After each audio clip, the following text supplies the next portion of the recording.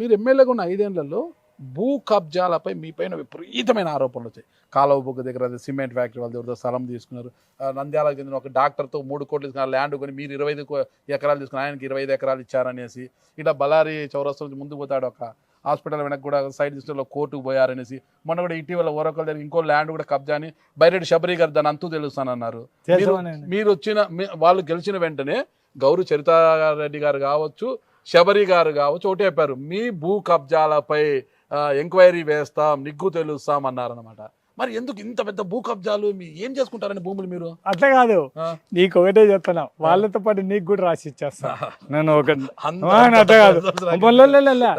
నువ్వు ఎట్లా మీరు కొత్తగా స్టార్ట్ చేశాను నంద్యాలలో, మీకు డబ్బులు అవసరం, నావన్నీ మొత్తం వాళ్ళ దగ్గరికి పోయి సర్వే నెంబర్లో ఇప్పించుకొచ్చుకో, మొత్తం అంతా ఎవరి పేట ఉన్నాయో చూసేయి.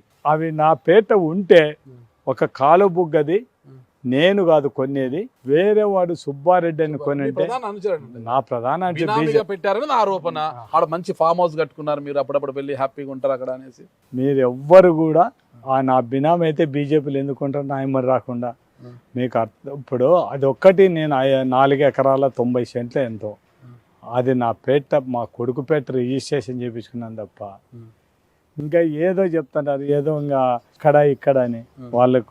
వాళ్ళు పాపం ఈదిగా ఈడ సురక్ష హాస్పిటల్ ఎదురుగా నా స్థలం అని చెప్పినారు.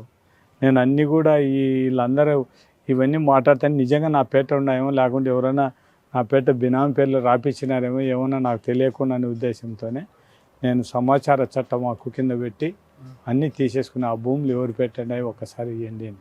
ఈరోజు రాజకీయ నాయకులు ఎవరైనా కూడా భూములు వాళ్ళ పేరు మీద పెట్టుకుంటారు. ఇప్పుడు బినామీలు, అటెండర్లు, డ్రైవర్లు వాళ్ళ పేరు మీద పెట్టారు. రైట్. నేను వీటికి 2009లో వచ్చినాను పాణ్యం నియోజకవర్గం డీలిమిటేషన్ అయిన తర్వాత. అంతకుముందు వేరే వాళ్ళ రిజిస్ట్రేషన్ రాంభూపాల్ రెడ్డికి ఏం సంబంధం చెప్పు.